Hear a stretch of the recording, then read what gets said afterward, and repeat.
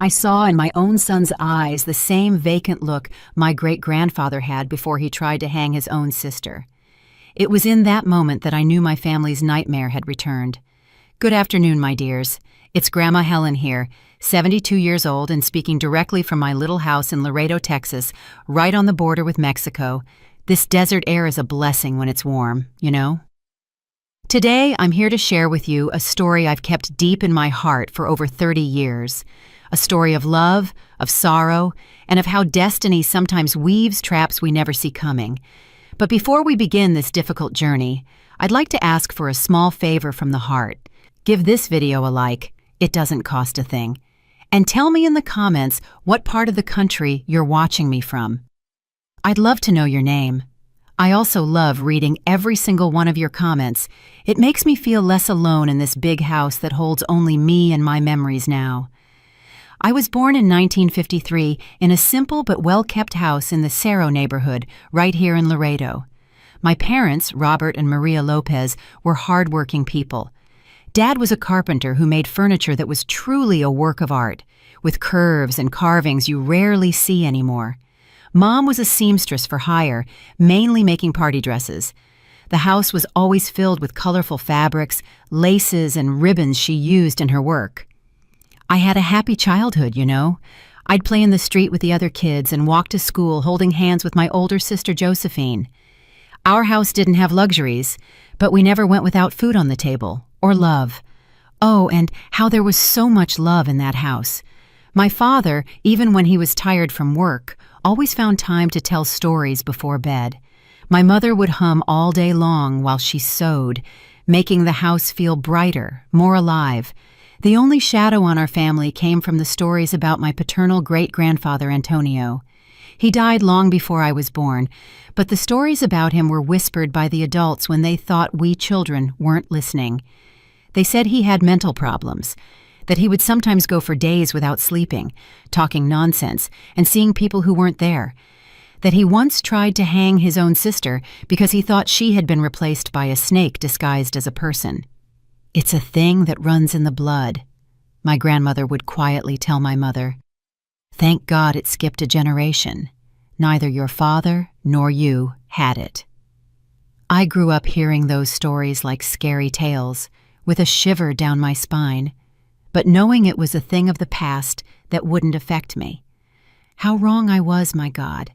But let's take it slow because this is a long story, and I want to tell you every little detail. I finished school when I was 18, in the early 70s. It was a beautiful time, you know. You dreamed, you had hope for the future, even with all the country's difficulties. I got a job as a secretary at an accounting firm downtown. I didn't make much, but I helped out at home and still had a little money left over to buy some lipstick and new sandals once in a while. It was at that firm that I met Felipe. Oh my God, Felipe. Just saying his name, even after all these years, my heart still flutters differently. He was an accountant, a recent graduate who had moved from Dallas to work in the city. He had broad shoulders, dark hair, and the most striking thing, those honey-colored, almost golden eyes when the sun hit them just right. A handsome man, you see. Not just because he was my husband, no, but he was a sight to behold. I remember our first meeting like it was yesterday. He came into the office carrying a stack of files he could barely balance. I was organizing some documents, and when I looked up, I saw this clumsy young man trying not to drop everything on the floor. I rushed to help him. Our hands touched for an instant, and that was it. It was like a jolt of lightning, you know? That electric current that runs through your whole body when you meet someone special. "Thank you so much," he said, with that smile that I would later discover was uniquely his. "I'm Felipe, the new accountant." "Helen," I replied, feeling my face heat up. "Welcome to the firm." It took him a whole 3 weeks to ask me out. 3 weeks of exchanged smiles in the hallways, of made-up excuses to come to my desk and ask about some client, of shared coffees in the little break room.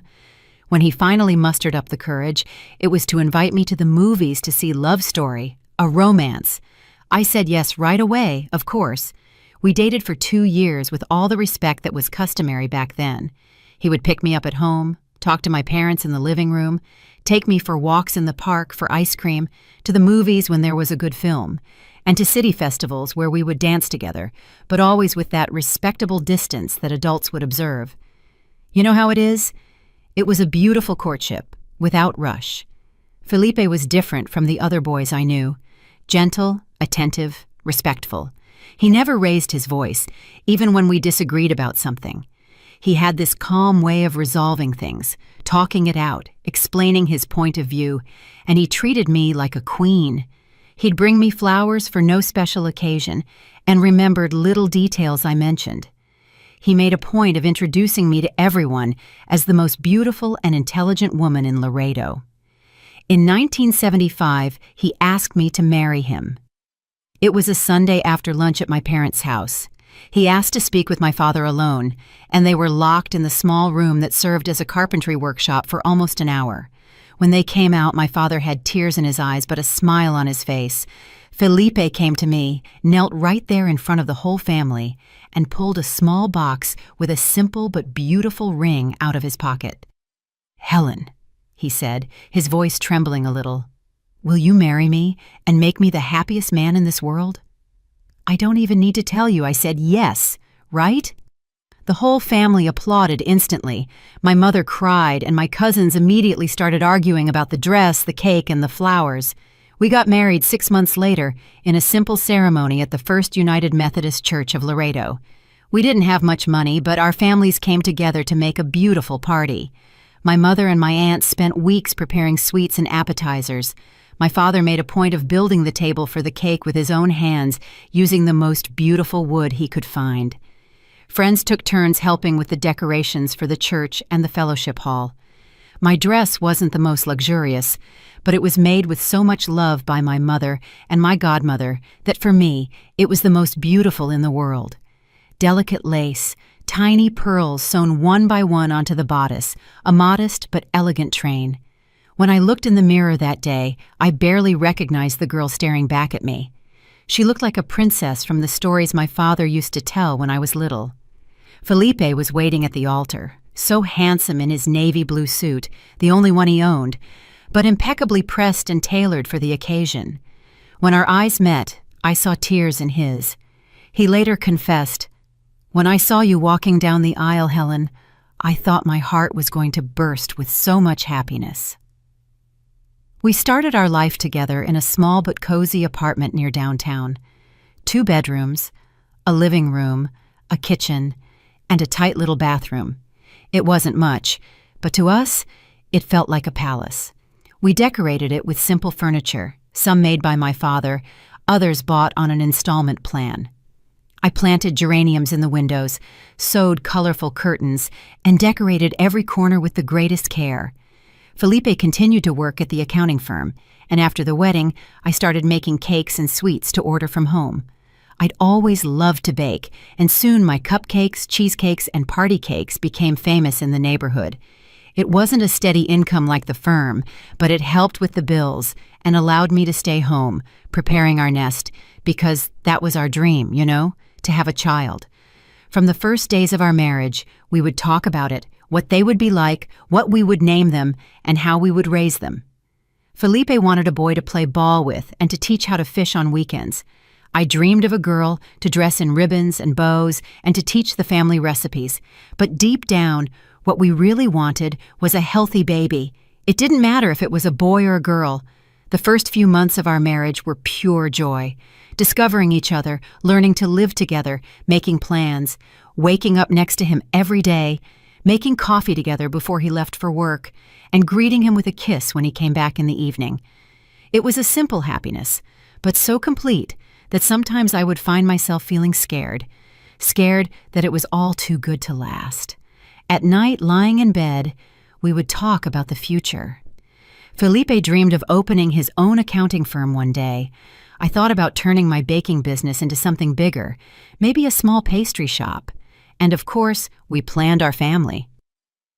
"I want at least 3 kids," Felipe would say, holding me close. "A house full of children running around, laughing." "3?" I would reply, pretending to be shocked. "Let's start with 1 and then we'll talk." And we would laugh and kiss and try month after month to make that dream come true.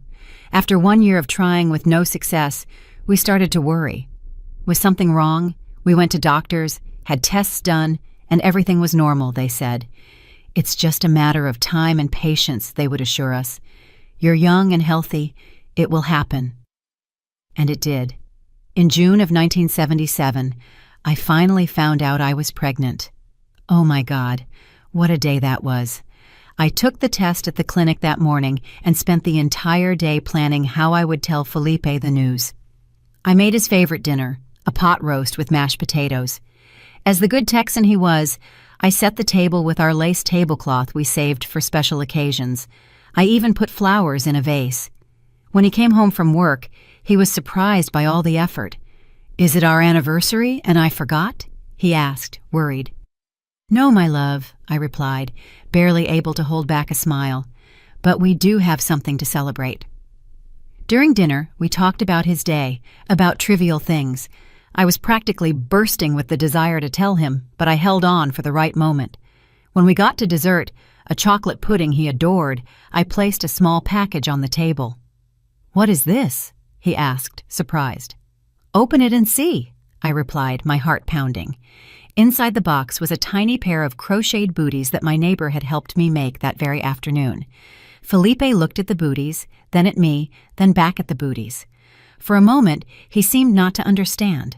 Then his eyes widened and filled with tears. "Helen, you're—" I nodded, also crying now. "We're going to have a baby, Felipe. I'm 2 months pregnant." He got up from his chair so fast he almost knocked it over. He came around the table and hugged me tight, lifting me off the floor and spinning me around the small living room. We were laughing and crying at the same time, holding each other, barely believing that our dream was finally coming true. That night, lying in bed, Felipe placed his hand on my still flat belly and just stayed there, in silence, as if he could already feel the baby growing inside. "I'm going to be the best father in the world," he promised, his voice choked with emotion.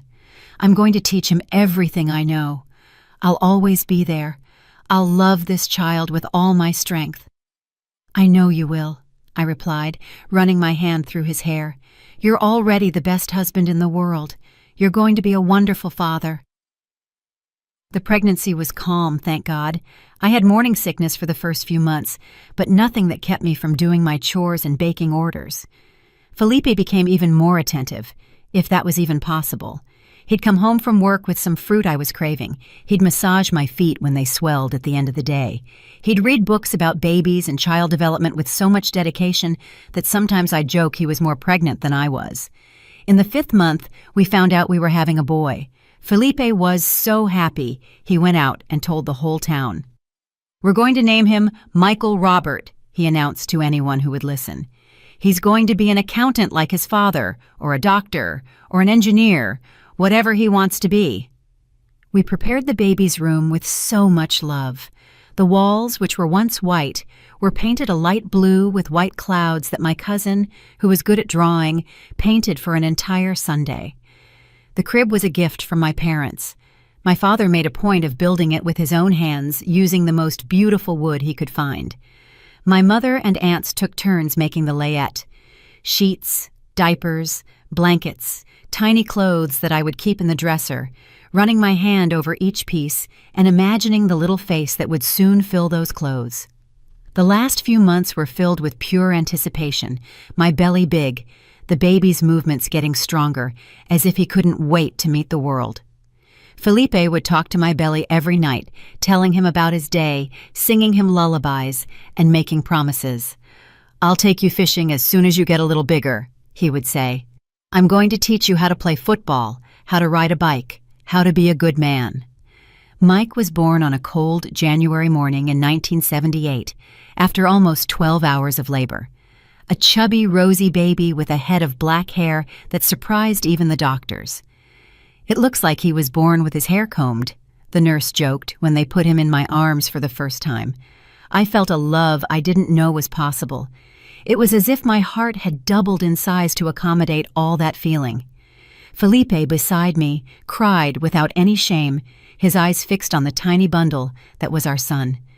"He's perfect," he whispered, gently running his finger over the baby's cheek. "Thank you, my love. Thank you for giving me this gift." We came home 3 days later, and our life entered a new phase. Sleepless nights, diapers to change, bottles to prepare, cries to decipher. But every challenge came with so much joy that we didn't even feel the tiredness. Mike's first smile, his first little tooth, the first time he rolled over on his own in bed, every milestone was celebrated as if it were the greatest achievement in the world. Felipe proved to be the father he promised he'd be. Even tired from work, he would come home and go straight to the crib. He would pick up our son, play with him, help with his bath, and tell him stories. On weekends, he would put Mike in the stroller and go for a walk around town, proud, showing his son to every acquaintance he met along the way. "Look how smart he is," he would say. "He already knows our voices. He can grab the rattle on his own, my dears." Looking back at those first few years, everything seemed so perfect. We had a beautiful family, a happy marriage, a healthy son who was growing up strong and smart. How could I have imagined that destiny had such a cruel turn in store for us? How could I have known that the same blood that ran in the veins of my great-grandfather Antonio, that man of whispered stories, also ran in my boy's veins? But I'm getting ahead of myself, getting lost in the story. These memories sometimes confuse me, you know. One moment I'm here, smelling homemade bread baking, hearing my little boy's laughter echoing through the house. The next moment, I'm already ahead, watching everything crumble like a sandcastle. My loves, if you've made it this far into the story, please type "I'm listening" in the comments, so I know there are people on the other side keeping me company on this difficult journey. In the next part, I'll tell you about our family's golden years before the shadows started to appear.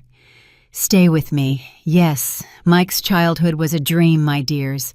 Those first few years brought so much happiness that even now, so many decades later, when I close my eyes, I can still smell that baby scent, hear those delicious giggles echoing through the house, and see those curious little eyes discovering the world.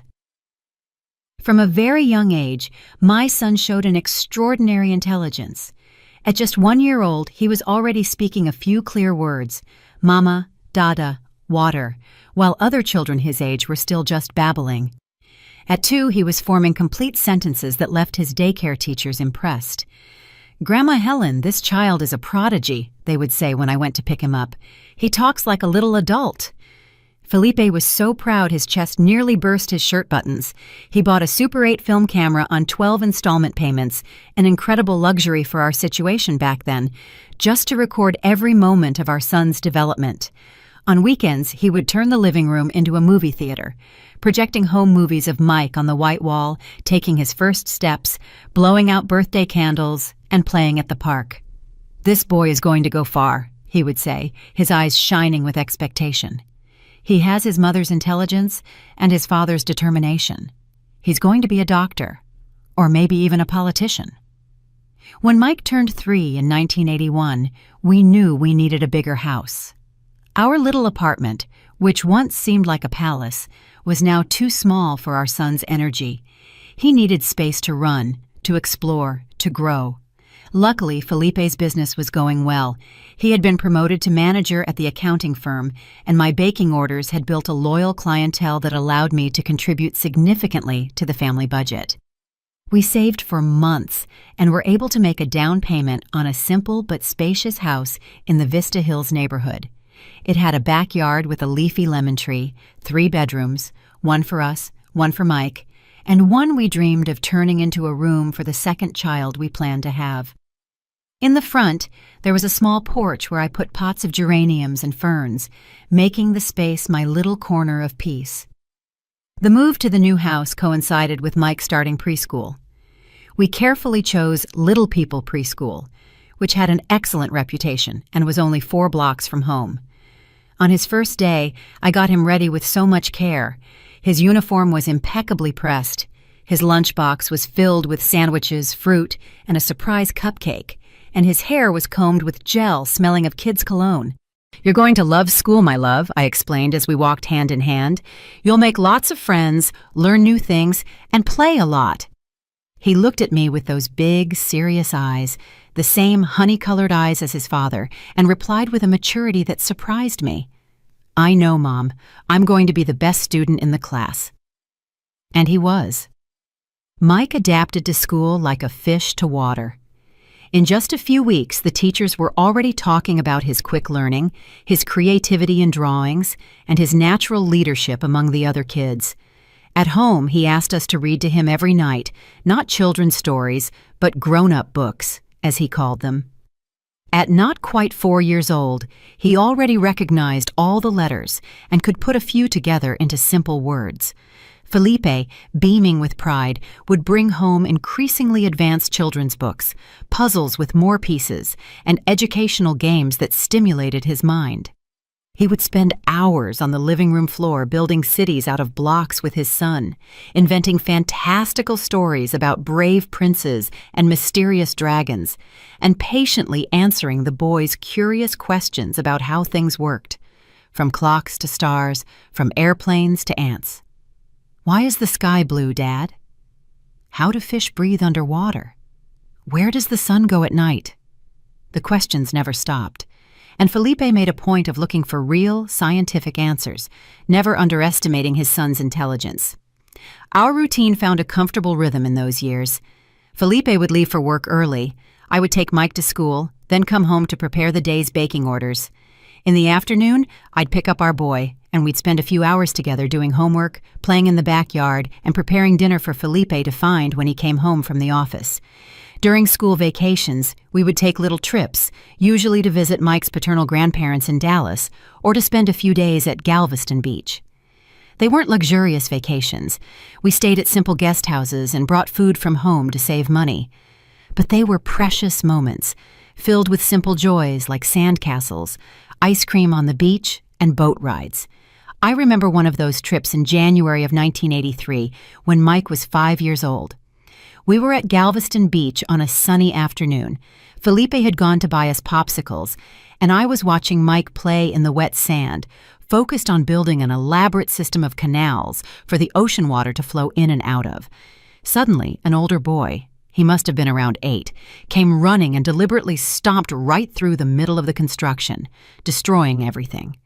I got up immediately, ready to intervene, to comfort my son, who I was sure was about to start crying. But to my surprise, Mike didn't cry.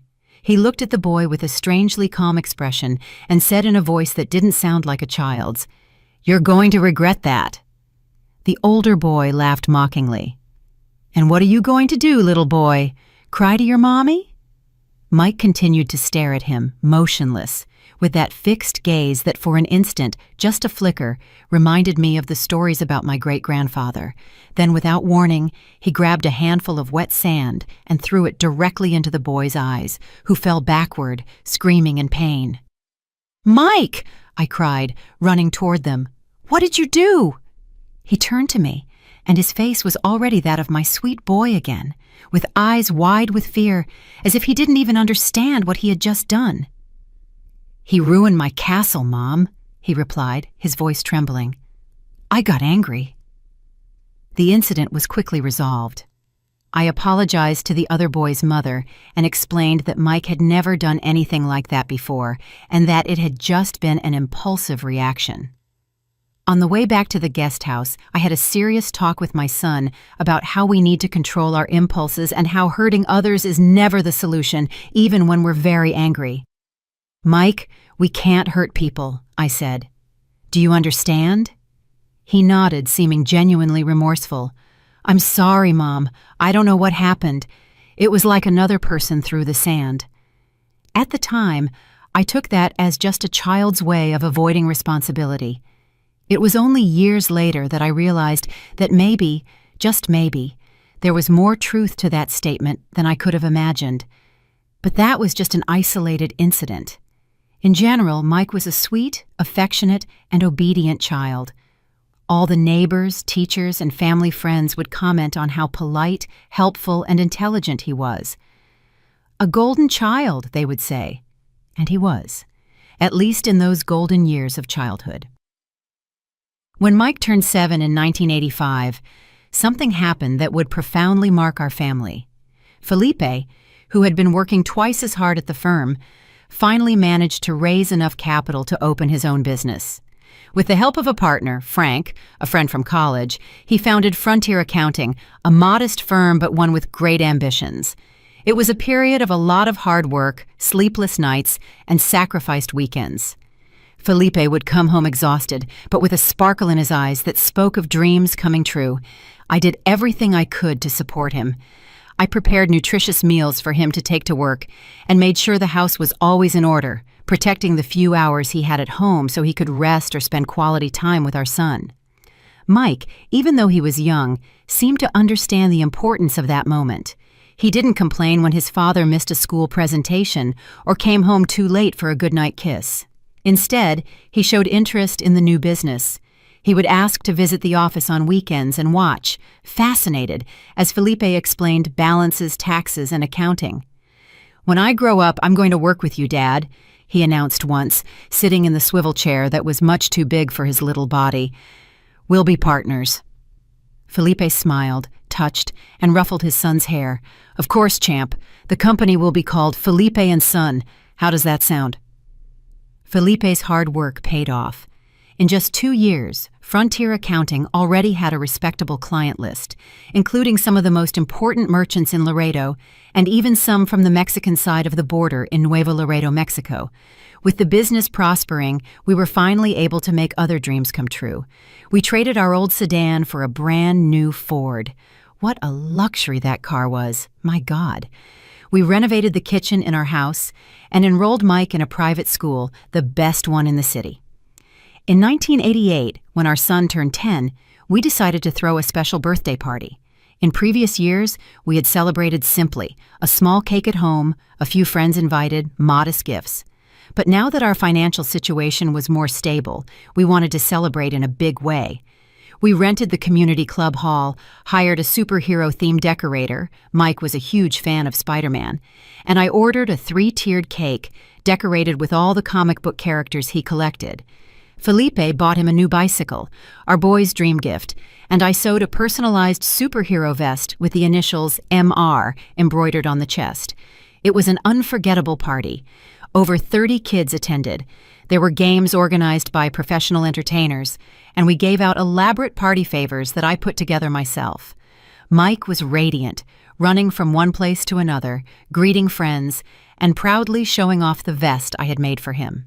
When it was time to sing Happy Birthday, with our son in the center, surrounded by friends and family, and exchanging glances of pure happiness with Felipe, I thought life couldn't get any better. We had built something precious, something solid, a happy marriage, a wonderful son, and a comfortable financial situation. The future seemed so promising, so full of possibilities. I couldn't have imagined that in just a few years, everything we built with so much love would begin to crumble. That the small, subtle signs we sometimes noticed in Mike's behavior, but chose to ignore, were just the prelude to a devastating storm that was approaching. The following years passed in a pleasant routine. Mike distinguished himself more and more in school, always among the top students, participating in math competitions, science fairs, and essay contests. At 12, he was already reading complex books, keeping a journal where he wrote surprisingly mature thoughts, and demonstrating multiple talents, from playing the guitar, a birthday gift when he turned 13, to drawing with almost photographic precision. But we also noticed some peculiarities. He was an intense kid. When he became interested in something, he would dive in almost obsessively. He went through phases of fixation on dinosaurs, then astronomy, then quantum physics, topics he would study with an unusual depth for his age. And he also had a solitary side. Despite being popular at school, he seemed to prefer his own company, spending hours in his room reading, writing, and drawing. "Is this normal?" I asked Felipe one night after noticing that Mike had spent the entire Saturday locked in his room working on a secret project he refused to show us. "Other kids his age always want to go out and play in the street." "Our son is special, Helen," Felipe replied reassuringly. He has a brilliant mind. It's natural that he's not interested in the same things as other kids. Einstein was like that as a child, you know? I accepted that explanation because I wanted to believe it, because it was easier to see our son as a misunderstood genius than to admit that something might be wrong. And in fact, most of the time, Mike was just an exceptionally intelligent and slightly introspective teenager. He had friends, participated in school activities, and talked to us about his interests and his plans for the future. In 1993, when he turned 15, Felipe decided it was time to get him more actively involved in the family business. Not as an official employee, of course, he was still too young, but as an apprentice during school vacations and on some Saturdays. Mike would go with his father to the office, learning the basics of accounting and observing how a business was run. To our surprise and delight, he showed a natural aptitude for numbers, organization, and the logic of balances and statements. In just a few weeks, he could already perform simple tasks without supervision, filing documents, entering data into spreadsheets, and answering phone calls. Felipe was bursting with pride. "He has a knack for business, Helen," he would say, excited. "When he finishes college, he's going to revolutionize the firm. I'm certain that under his leadership, frontier accounting will expand throughout the state." Those were good times. Mike seemed to have found a purpose, something that channeled his intense mental energy in a productive way. At home, we talked about the future. He would study accounting, maybe at the University of Texas in Austin, or even down in Houston. Then he would come back to gradually take over his father's business. Everything seemed to be on track, planned and promising, until 1995. It was shortly after Mike's 17th birthday when I noticed the first significant changes in his behavior. It started with small things. He, who had always been so organized, started leaving his room a mess, clothes scattered, books piled up in disarray, notebooks open on his bed. His sleep, which had always been so regular, became erratic. Sometimes I would find him awake at 3 a.m, writing frantically in notebooks he would hide when I walked into the room. "I'm just studying, Mom," he would explain with a smile that didn't reach his eyes. "I have an important test tomorrow." But it was a school vacation, and there were no tests. His appetite also changed. He had always enjoyed eating, especially the meals I prepared with so much care. Now he would barely touch his food. He was visibly losing weight, his clothes starting to hang loosely on his adolescent body. "Are you eating enough, son?" I asked one night, worried as I watched him just push his rice around on his plate. "Are you sick?" "I'm not hungry," he replied dryly. "And stop treating me like a kid, Mom. I can take care of myself." The abruptness was also new. Mike had always been polite and respectful. Now he would answer with impatience, get irritated easily, and isolate himself more and more. Felipe tried to talk to him man to man, thinking it was just normal teenage rebellion. "Son, your mom is worried. I am too. If there's something bothering you, you can tell us. We're here to help." "There's nothing wrong with me," Mike exploded, slamming his bedroom door. "I just want you to leave me alone." We started getting phone calls from the school. Mike, the star student, was skipping classes. When he did attend, he seemed lethargic, unable to concentrate. Other times he was too agitated, interrupting teachers with questions or comments out of context. His grades, which were always excellent, plummeted. "We're worried," the school counselor said during a tense meeting. "Michael has always been one of our best students. This drastic change in behavior could indicate serious problems. Maybe drugs, maybe depression. Have you noticed anything at home?" Of course we had noticed, but hearing it from a professional's mouth, in the formality of that room with framed diplomas on the walls, made it all terribly real. This wasn't just a phase. Something was truly wrong with our son. We decided to take him to a doctor. It wasn't easy to convince him. He screamed and resisted, accusing us of thinking he was crazy.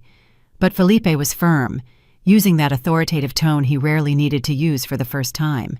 "It's not a choice, Mike. You're going to the doctor, and that's final." The family doctor ran a battery of tests, blood, urine, even a scan to rule out neurological problems. Everything was normal. "Physically, your son is fine. he assured us, "but I strongly recommend a psychological or psychiatric evaluation." The word psychiatric hit our family like a bomb. Felipe initially resisted. "My son is not crazy, doctor." But I insisted. I had started to make connections I didn't want to make. The stories about my great-grandfather Antonio, Mike's age, 17, which was exactly when they said my great-grandfather's mental problems had started to manifest. "It's just one appointment, Felipe," I argued, trying to sound calmer than I felt. "If it's nothing, that's great. But if it's something that needs treatment, the sooner we find out, the better." Reluctantly, he agreed. I scheduled an appointment with Dr. Johnson, the only psychiatrist in town. He was an elderly man with a reputation for being competent, despite his somewhat old-fashioned ways. Mike refused to go on the morning of the appointment. He locked himself in the bathroom and wouldn't come out, not with pleas or threats. "You want to lock me up?" he screamed through the door. "You want to get rid of me like you did with the crazy old man of the family?" That sent a chill down my spine. We had never told Mike about my great-grandfather. How could he have known? When we finally managed to convince him to come out of the bathroom, Felipe threatened to knock down the door. He was different, too calm, almost serene, with a strange smile on his lips. "Okay," he said docilely. "Let's go to the doctor. You're right. I'm not well." The sudden change in attitude should have alarmed me, but I was so relieved that I didn't question it. On the way to the office, sitting in the back seat of the car, Mike was quietly humming a song I didn't recognize. Looking in the rearview mirror, I noticed his eyes were glassy, fixed on some invisible point, and his lips were moving as if he was talking to someone. It was at that moment, watching my son in the rearview mirror on the way to the psychiatrist, that I saw for the first time what I had been so afraid of. In my own son's eyes, the same vacant look they said my great-grandfather had before he tried to hang his own sister, and I knew with a devastating certainty that my family's nightmare had returned. The appointment with Dr. Johnson was both revealing and terrifying. Initially, Mike was cooperative, answering questions with apparent clarity. But when the doctor started to explore his recent behavioral changes, something shifted. My son started speaking faster, jumping from one topic to another, using complicated words and sentences that barely made sense. "The numbers talk to me, doctor," he said, his eyes shining with a feverish intensity. "They have colors and textures. 7 is red and rough like sandpaper. 3 is blue and slick like soap. The universe is encoded in mathematical patterns that only I can see." Then he suddenly fell silent, staring intently at an empty corner of the room. When the doctor asked what he was thinking, Mike replied in a low voice, "He's here. The man in the hat is telling me you can't be trusted." It felt as if the floor had opened up beneath my feet. Felipe squeezed my hand so hard it hurt, but I barely felt it. My focus was entirely on our son, who now seemed to be having an animated conversation with the empty space. Dr. Johnson's diagnosis was cautious, but direct. "Your son is showing symptoms suggestive of a schizophrenia spectrum disorder, auditory and visual hallucinations, delusions, and disorganized thinking. The age is typical for the onset of symptoms, especially in men." "But he was always so normal," Felipe protested, his voice breaking. "So smart, so well-adjusted." "Schizophrenia often affects brilliant people," the doctor explained, "and the first psychotic episodes are often preceded by a period of normal functioning. It's a treacherous disease. That's exactly why when we notice the signs, the process is often already advanced." We left that appointment with a prescription for medication and the recommendation to seek more specialized treatment in Dallas, where there were psychiatrists with more experience in cases like Mike's. The drive home was silent, heavy. In the back seat, our son had returned to his silence, staring out the window with an absent expression. That night, after putting Mike to bed, he took the first pill without resistance, which surprised me. Felipe and I sat on the porch, our hands clasped, trying to process the new reality that was unfolding. "It's all going to be okay," Felipe repeated. more to himself than to me. "We'll get him the best treatment, the best doctors. Our son will overcome this." I wanted to believe him. Lord knows I did. But something inside me knew our life would never be the same again, that the golden years were behind us, and now we were facing a dark, uncertain, and terrifying journey. What we didn't know yet was how awful this journey would be. We couldn't have imagined that in just a few months we would lose not only our son's sanity, but also the pillar that held our family together.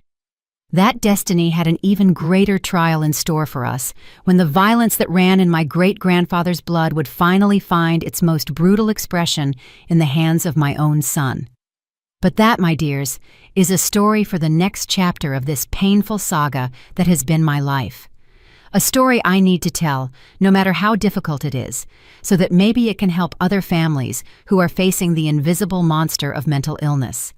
Please give this video a like. I'd appreciate it so much.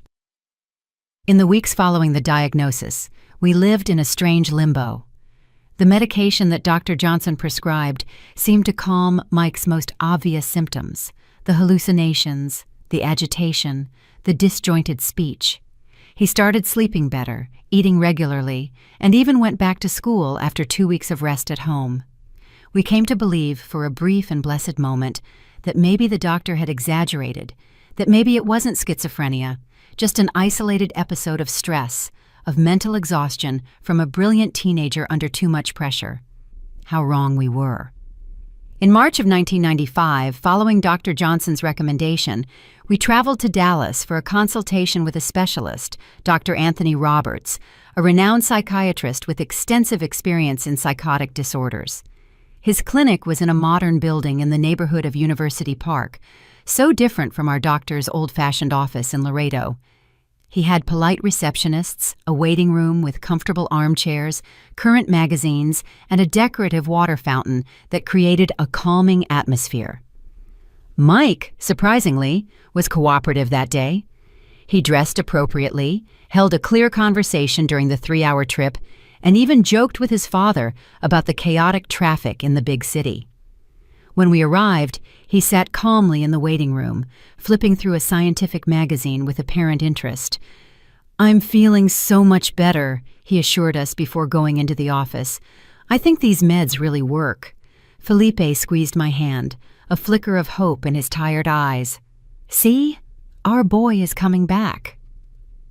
The consultation lasted almost 2 hours. Dr. Roberts first spoke with Mike alone, then with us, and finally with all 3 of us together. His approach was different, less formal and warmer than Dr. Johnson's, but just as meticulous. He took a detailed history, explored family background. I shuddered at the mention of my great-grandfather Antonio, reviewed the medications, and ordered new tests. When it was finally time for the diagnosis, his face took on a gentle but serious expression. "Michael presents a picture that is quite consistent with paranoid schizophrenia," he explained, using technical terms that blurred in my anxious mind. "The delusions of reference, the auditory hallucinations, the blunted affect interspersed with periods of clarity. It all points to a schizophrenic spectrum disorder, likely with a significant hereditary component." "But he seems so well today," Felipe argued, his voice trembling with contained emotion. "Almost normal." The doctor nodded understandingly. "That's a common characteristic of the disease, especially in the initial stages. There are fluctuations, periods of apparent normality followed by relapses. The medications help control the symptoms, but they don't cure the condition." "Will he be able to live a normal life?" I asked. It was the question that had tormented me most since the nightmare began. Will he be able to study, work, have a family of his own one day? "With the right treatment, many patients achieve a satisfactory quality of life," the doctor replied, choosing his words carefully. "But I have to be honest, Michael will have significant challenges. Schizophrenia is a chronic condition that will require continuous medical monitoring, regular medication, and possibly lifestyle adaptations." We left that appointment with a new prescription for more modern medications and adjusted doses, and referrals for complementary therapies, psychotherapy, occupational therapy, and family support groups. Dr. Roberts suggested that we consider having Mike's treatment in Dallas, where there would be more specialized resources. Think about it carefully, he advised. It's an important decision. Moving to a new city can be stressful, but the benefits of access to a specialized multidisciplinary team may outweigh the inconvenience. On the way back to Laredo, we discussed our options. Moving to Dallas would mean leaving our house, Felipe's business, my small network of baking clients, and our entire social circle. But staying would mean relying only on Dr. Johnson, who was already elderly and had outdated knowledge about the latest treatments. Mike, sitting in the back seat, remained strangely silent. When I asked what he thought of the idea of moving to the big city, he just shrugged. "It doesn't matter," he replied, looking out the window. "The man in the hat is coming with me anyway." A shiver ran down my spine. The man in the hat, his most frequent hallucination, hadn't been mentioned in days. I thought it had disappeared with the medication. I exchanged a worried glance with Felipe, who gripped the steering wheel so hard his knuckles turned white. We decided to wait, to give the new medications a chance, and see how Mike would respond in the coming weeks before making a drastic decision like moving cities. Felipe talked to Frank, his partner, about the possibility of temporarily reducing his workload to be more present at home. I reorganized my baking orders, prioritizing only my oldest and most profitable clients to have more time to take care of our son. For a few weeks, it seemed like we had made the right decision. Mike went back to school full-time and resumed some of his normal activities. The new medications had side effects. He complained of a dry mouth, daytime drowsiness, and slight tremors in his hands. But they seemed to be controlling the psychotic symptoms. The weekly appointments with Dr. Johnson were calm and routine. It was in May, almost 2 months after the Dallas appointment, that things started to fall apart again. It all began when I found the pills, dozens of them, hidden inside a book on Mike's bedroom shelf. He hadn't been taking the medication for weeks, maybe since we got back from Dallas. I confronted him, of course, first calmly, trying to understand. "Son, why did you hide the meds? You know you need them to be well." He looked at me with a coldness I didn't recognize. "They make me slow and heavy. I can't think straight when I take them." "But the delusions come back without them, Mike." A strange smile formed on his lips. "And who says they're delusions, Mom? What if I really can see things that you can't? What if the man in the hat is real, just invisible to ordinary minds?" The conversation quickly degenerated. Mike became agitated, pacing back and forth in his room, gesturing at the air as if he were talking to someone only he could see. When I tried to hold him and calm him down, he pushed me with surprising force, making me fall back onto the bed. "Don't touch me!" he screamed, his eyes wide with fear and rage. "He says you want to poison me, that the meds are poison." Felipe arrived home from work in the middle of this chaos. I'd never seen him so scared as in that moment, standing in the bedroom doorway, watching our 17-year-old son in the throes of a psychotic break, yelling delusional accusations at us. We called Dr. Johnson, who came to our house immediately. For the first time, he mentioned the possibility of hospitalization. If he's not taking the medication voluntarily and is showing aggressive behavior and intense paranoid delusions, it may be necessary for him to have a period of stabilization in a hospital setting, the doctor explained, while in the next room, Mike continued to talk to himself, now in a lower, more conspiratorial voice. The idea of hospitalizing our son broke our hearts. We imagined psychiatric hospitals as dark, dehumanizing places filled with sedated patients and brutal treatments. But Dr. Johnson assured us that things had changed a lot in recent decades.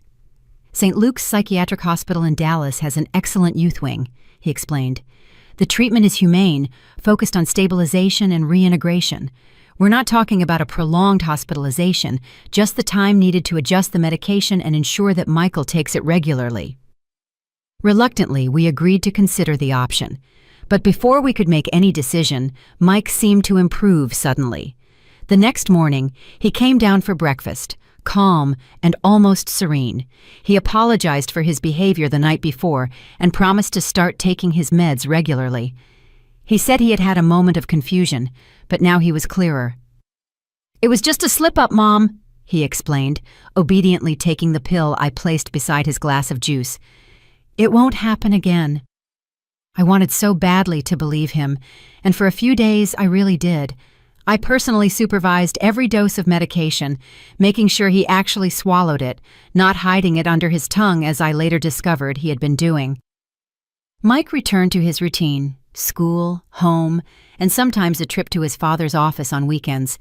He seemed stable, almost normal. It was exactly when we let our guard down that the worst happened. One Friday in June, Mike didn't come home from school at the usual time. By 5 in the afternoon, I was starting to worry. By 6, I was in a panic. I called all his friends I knew, the school, even the small police station in town. No one had any news. Felipe went out to look for him, driving around the places our son used to frequent: the Central Park, the public library, the football field on the edge of town. Nothing. When he returned around 9 o'clock that night, his face was pale, his eyes red from holding back tears. "We're going to the police," he decided. "This isn't normal. Something has happened." We were getting ready to leave when we heard the sound of keys in the door. Mike walked in, his hair messy, his clothes dirty and wrinkled, and a strong smell of alcohol coming from him. "Where have you been?" Felipe practically shouted, a mix of relief and fury in his voice. "We've been worried sick." Mike smiled, a smile that didn't reach his eyes, a bitter, almost adult sound. "I went to meet some friends in Nuevo Laredo, people who actually understand me." Nuevo Laredo was the Mexican city on the other side of the border, literally a few steps away from downtown Laredo. The two cities were practically one, separated only by the Rio Grande, the famous border between the U.S. and Mexico. "What friends?" I insisted, noticing that his eyes were dilated, not just from the alcohol. "What did you take, Mike?" He laughed. "What makes me feel good, Mom? What keeps the voices away, better than those pills you force me to swallow?" Felipe stepped forward and grabbed his son's arm. "Did you use drugs? Answer me. What happened?" What happened next was so fast that I barely had time to process it. Mike pulled away with a sharp movement and then threw a punch at his father's face. Felipe stumbled backward, more surprised than hurt, blood trickling from the corner of his mouth. "Don't touch me," Mike yelled, his eyes wide and wild. "Neither of you touch me. You're not my parents. My real parents have been replaced." It was the classic Capgras delusion. I found out the name later in my desperate readings about the disease, the conviction that people close to you, usually family members, have been replaced by identical imposters. It's a common symptom in certain types of paranoid schizophrenia. That night was a nightmare. Mike alternated between periods of intense aggression, breaking objects and threatening us, and moments of pure fear, huddled in a corner, begging the imposters not to hurt him. We called Dr. Johnson, who came accompanied by 2 nurses from the small town hospital. It took physical force to restrain our son and give him a sedative. "We have no choice," the doctor said, watching Mike finally fall asleep on the living room sofa, surrounded by the wreckage of objects he had broken in his rage. "He needs immediate hospitalization." The next day, a cloudy Saturday that seemed to reflect the darkness in our hearts, we made the most difficult trip of our lives. Mike, still under the effects of the sedative, barely registered what was happening.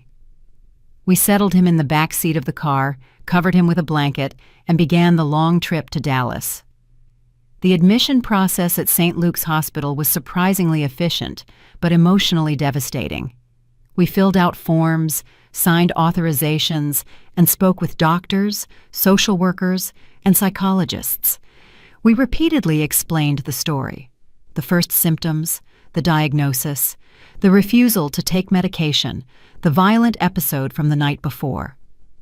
When it was time to say goodbye, Mike was clearer, starting to understand what was happening. The panic in his eyes when he realized he was going to be left there among strangers in an unfamiliar place almost broke my resolve. "Mom, don't do this," he begged, grabbing my hand tightly. For a moment, he was my boy again, not the disturbed young man from the night before. "Don't leave me here. I promise I'll be good. I'll take the meds. I'll do everything right." Felipe, beside me, swallowed hard, tears running freely down his face, which was marked by the night of terror. "It's for your own good, son, just until you're better."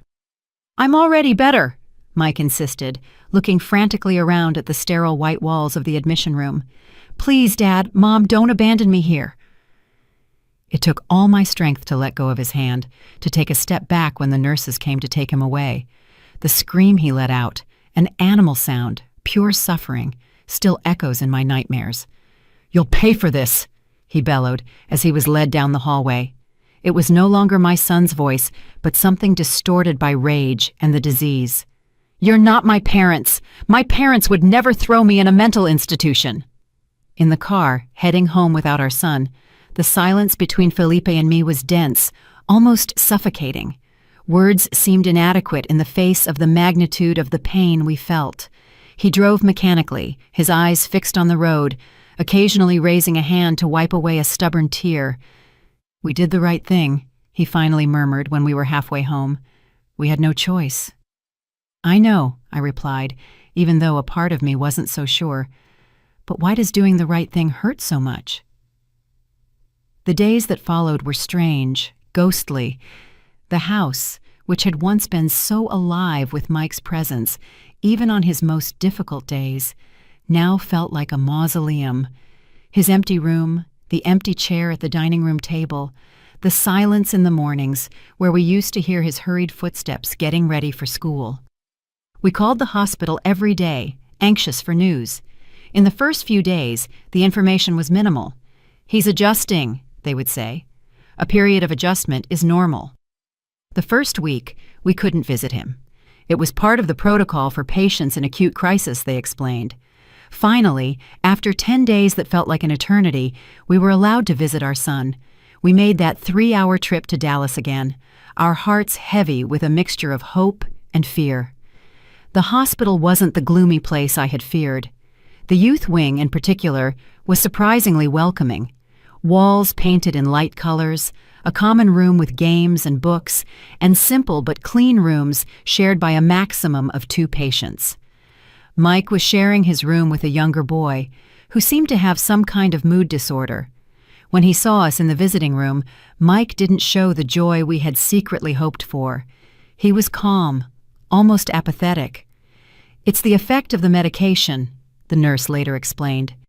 We talked for almost an hour about trivial, superficial things. He asked about the house, about the neighbors, about Felipe's work.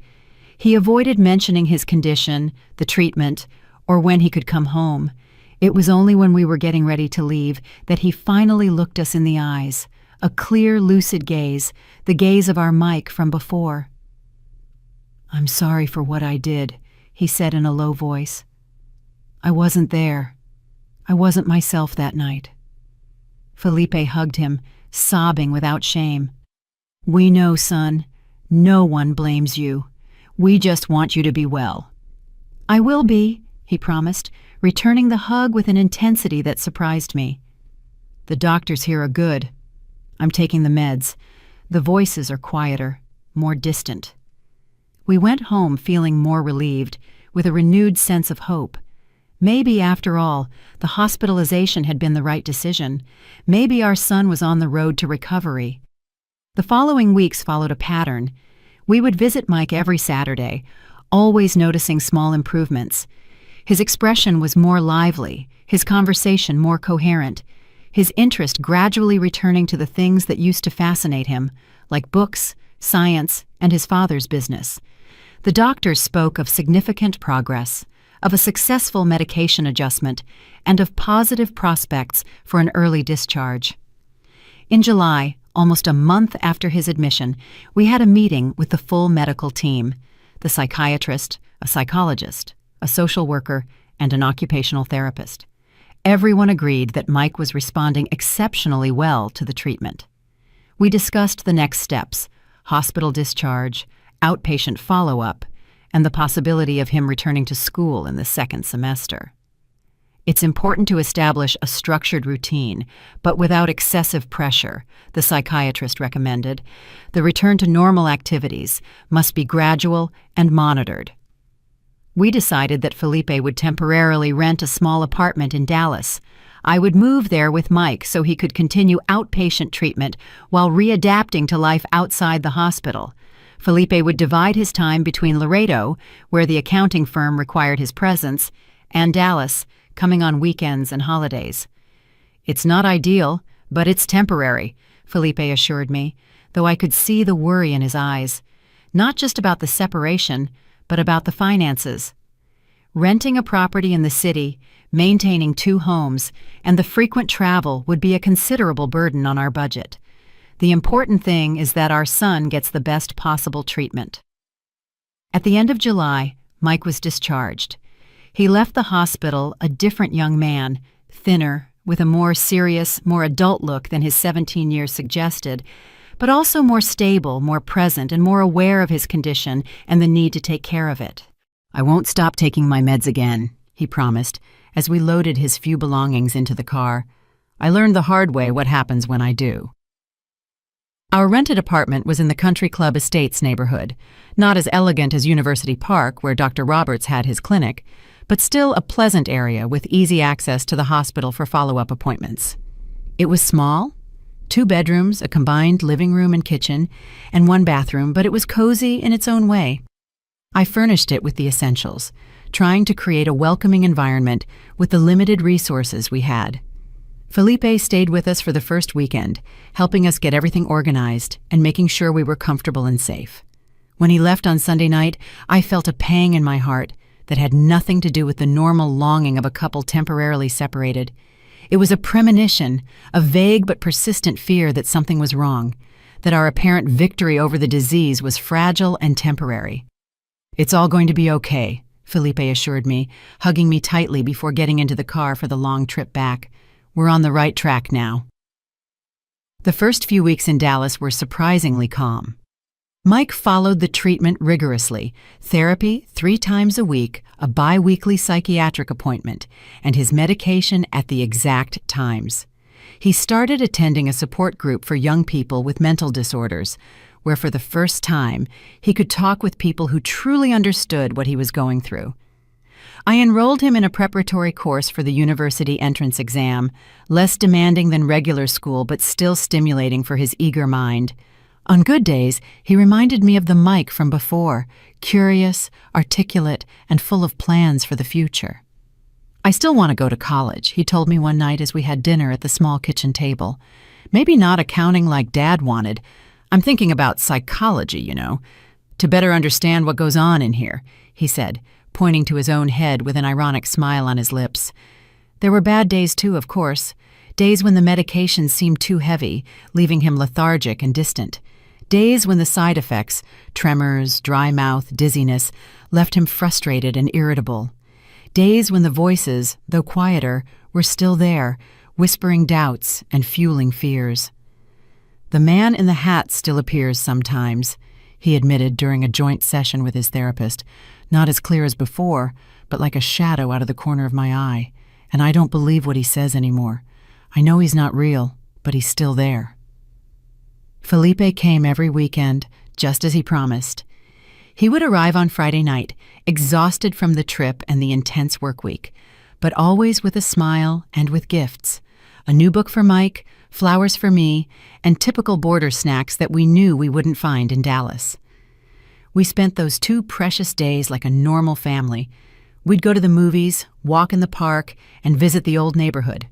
Mike seemed especially lively on those occasions, as if his father's presence completed a circuit, restoring a vital energy that was missing on weekdays. When September arrived, marking 2 months of this arrangement, we started to discuss the possibility of returning to Laredo. Dr. Roberts was cautiously optimistic. "Michael is making good progress," he acknowledged during an appointment that Felipe also attended. "But I still recommend a few more months of intensive follow-up here in the city before considering returning to his hometown. His stability is still relatively recent." Felipe sighed, the exhaustion evident on his face. The weekly trips, the double responsibility, managing the firm at the border and supporting the family in Dallas were taking their toll. "We'll follow the medical recommendation," he agreed, always prioritizing our son's well-being above any personal convenience. "But I need to find a more sustainable solution for the firm. I can't keep being away 4 days a week indefinitely." The solution came in the form of an unexpected proposal. Frank, Felipe's partner, suggested opening a branch of Frontier Accounting in Dallas. He would stay in charge of the main office in Laredo, while Felipe would develop the new operation in the big city, allowing the family to finally reunite permanently. "It's financially risky," Felipe admitted when we discussed the idea. "Opening a branch in a big city with fierce competition, but it might be our best opportunity to be together without compromising Mike's treatment." The decision was made. In the following months, while Mike continued his treatment, Felipe immersed himself in the new branch project, looking for a suitable location, handling the bureaucracy, and starting to build a client base from scratch. It was a period of intense work for him and a time of adjustment for all of us. October arrived with a sense of a new beginning. The rented apartment was replaced by a larger one, more suitable for a permanent residence. We bought new furniture and decorated the rooms with items from our home at the border, trying to create a home that mixed family comfort with the freshness of a new start. Mike seemed to flourish in this new arrangement. His father's constant presence, the stability of a set routine, and the continuity of treatment all contributed to his steady progress. He started talking about concrete plans for the next year's entrance exam, possible universities, and careers that interested him. In November, on the eve of his 18th birthday, we had one of the most meaningful conversations since the onset of his illness. We were in the living room after dinner, just the two of us. Felipe had gone to the office to handle an emergency with a client. "Mom," he began, hesitating, his eyes fixed on the television in front of us. "Do you think I'll always be like this? Always sick?"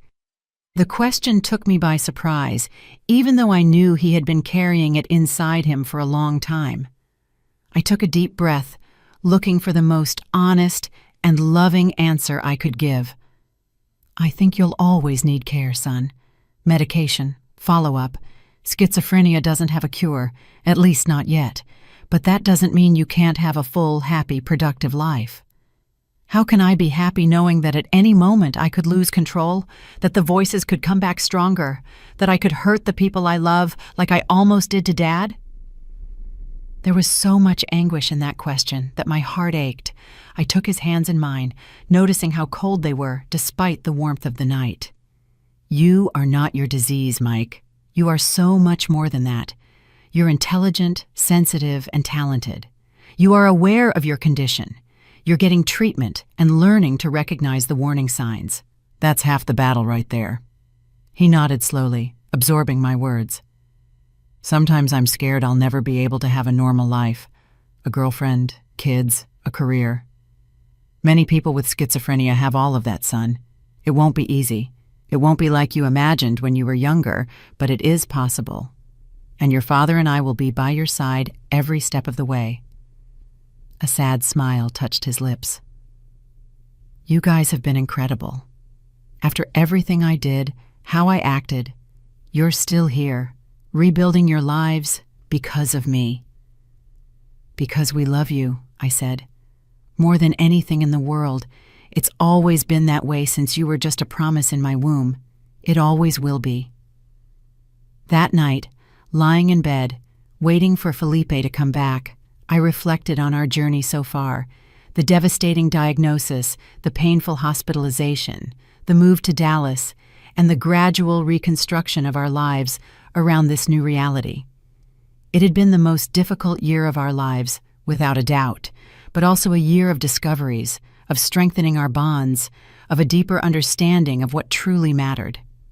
I fell asleep with a sense of peace I hadn't felt in a long time, a fragile peace, perhaps built on still unstable foundations, but peace all the same.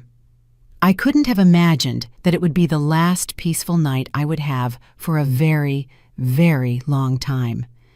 That destiny, still not satisfied with the trials it had imposed on us, was preparing its cruelest, most heartless blow, a blow that would not only destroy the fragile stability we had achieved, but also irrevocably take the man who had been my safe harbor for over 20 years. That night in November of 1995 started like so many others. Felipe called to say he would be a little late at the office. An important client from the border was having serious problems with his tax returns and needed urgent help. "Don't wait up for me," he said, his voice tired over the phone. "It might take a while." I had dinner with Mike, we watched a show on TV, and we talked about the plans for his upcoming 18th birthday. Around 10 o'clock, he took his nightly medication and went to bed. I stayed up a little longer in the living room, knitting a sweater that would be Felipe's Christmas gift, trying not to look at the clock every 5 minutes. 11, midnight, 1 in the morning. Exhaustion finally overtook me. I left a note on the kitchen table. "There's food in the oven. I love you," and went to sleep, imagining that I would find Felipe next to me when I woke up, just like so many other times he had come home late at night. The phone rang at 4:27 in the morning. I know the exact time because I looked at the digital clock on the nightstand, those red numbers glowing in the darkness of the room. 4:27, the moment my life changed forever. It was Frank, Felipe's partner, calling from Laredo. His voice was trembling so much that I could barely understand the first few sentences. Something about an accident, a fight at a bar, the police trying to make contact. "Calm down, Frank," I said, sitting up in bed, my heart already racing with a terrible premonition. "What are you talking about? What accident? Is Felipe... He's dead." The words hit me like a physical punch, stealing my breath, making the room spin around me. It couldn't be true. Felipe was in Dallas, working at the firm. Frank must have been confused, drunk maybe, or it was some kind of sick joke. "That doesn't make any sense," I replied, my voice steadier than I expected. "Felipe is here in Dallas. He stayed late at the office last night." There was a heavy silence on the other end of the line. Then Frank's voice, now choked with sobs, said, "He was here, Helen. He came yesterday afternoon to handle the situation with Al Mendoza, that winery client. He said he was going to head back to Dallas in the morning." My mind refused to process the information. Felipe hadn't mentioned any trip to Laredo. Why would he hide it from me unless... "What happened, Frank?" I asked, a coldness running down my spine. "Tell me exactly what happened." Slowly, through painful pauses and confused explanations, the story emerged. Felipe had gone to Laredo that day without telling me to personally resolve the client's situation. Once his work was done, he went to a bar, a simple but respectable establishment in the central part of town, to meet up with some friends before spending the night at our old house, which we still maintained. The bar was dangerously close to the border, a territory where the laws of the two countries blurred, where smuggling was rampant, and where criminal groups operated with relative freedom. That night, one of those groups, the Border Crew, a gang known for smuggling liquor and cigarettes, was at the bar. There were about 8 men already drunk, causing a commotion and harassing the other patrons. Felipe, always diplomatic, tried to defuse the situation when one of the men started bothering the waitress. "Leave the girl alone," he reportedly said, stepping between the thug and the young woman. "She's just doing her job." Simple, civilized words, words that cost him his life. The man didn't like the intervention. He pulled out a knife, one of those big hunting knives, and without warning he stabbed Felipe in the abdomen. A single, deep, precise stab. The attacker's friends immediately dragged him out, across the border to the U.S. side, where they would be safe from Mexican law enforcement. Felipe was rushed to the small city hospital, but the bleeding was too extensive. He died on the operating table, with no chance to say goodbye, no chance to fight. At 3:48 in the morning, his death was officially pronounced. When I hung up the phone, I stayed motionless in bed, unable to cry, to scream, to do anything. A strange numbness took hold of my body, as if I were watching everything from a great distance, as if it were someone else receiving the news that their husband of 20 years had been murdered in a bar fight. I don't know how long I was like that, paralyzed. Maybe minutes, maybe hours. The sky was starting to lighten when I finally managed to move. My first conscious thought was about Mike. How could I tell our son, already so fragile from his illness, that his father had been brutally murdered? How could I protect him from a blow that would surely threaten all the progress he had made in the past few months? I decided to wait until he woke up on his own. There was no rush. Nothing would change the fact that Felipe was dead, and I needed those few hours to minimally process what had happened, to find the strength to be the pillar my son would need. I took a hot bath, letting the tears finally come, mixing with the running water. I dressed mechanically, made coffee, and sat at the kitchen table and waited. Mike appeared around 8, his hair messy from sleep, his eyes still a little cloudy from the night before his medication. He smiled when he saw me, a sleepy, innocent smile. "Morning, Mom. Where's Dad?" The question was so normal, so routine, that for one insane second, I thought about lying, about saying that Felipe had left early and would be back soon, to postpone for a few hours the inevitable pain that was coming. But I looked into my son's eyes, Felipe's same honey-colored eyes, and I knew I couldn't do that. "Son," I began, my voice trembling despite all my efforts to keep it steady, "something terrible happened. Your father went to Laredo yesterday to solve a client problem, and there he—" The words refused to come out. How do you say that the man he admired most in the world, his hero, his safe harbor, had been stabbed to death in a border bar fight? How do you put something so brutal, so senseless, into words? "He died, didn't he?" Mike asked, his voice strangely calm. "The man in the hat told me this would happen." A shiver ran down my spine. The man in the hat, Mike's most persistent hallucination, which we thought was under control with the medication. Had he come back, or was it just a macabre coincidence? "Yes, son," I confirmed, reaching for his hands across the table. "There was a fight at a bar. He tried to defend a girl who was being harassed, and a man attacked him with a knife. He didn't survive." I was expecting tears, screams, and denial, any of the normal reactions to grief. Instead, I saw something that scared me much more, a detachment, a disconnection, as if a curtain had descended over Mike's eyes, separating him from reality. "He told me," my son repeated, his gaze fixed on a point past my shoulder. "The man in the hat said Dad was going to leave us, that it would just be the two of us, that it was better that way." "Mike," I said, squeezing his hands, trying to bring him back. "That's not real. Your father didn't leave us by choice. It was a terrible accident, a tragedy. No one could have foreseen it." But he was no longer listening to me. He got up abruptly, went to the window, and started mumbling to himself, or to someone only he could see. The crisis we had feared so much was beginning, catalyzed by the shock of the loss. I immediately called Dr. Roberts, explaining the situation in hurried words, broken by fear. He understood the gravity of the moment and promised to come to our apartment as quickly as possible. In the meantime, he instructed, "Give him an extra dose of his emergency medication. Keep him calm. Don't confront him. Don't deny what he's seeing or hearing. Just be present." The next few hours were a blur of phone calls, impossible decisions, and practical arrangements. Felipe's body needed to be transported from Laredo to Dallas. The funeral needed to be organized. The family needed to be informed. And above all, Mike needed to be stabilized. Dr. Roberts arrived around 10 in the morning, accompanied by a psychiatric nurse. They found Mike in the middle of a full-blown psychotic episode, having an animated conversation with his father, who in his mind was sitting on the living room sofa, telling him how his death had just been a ruse to fool the invisible persecutors who populated his delusions.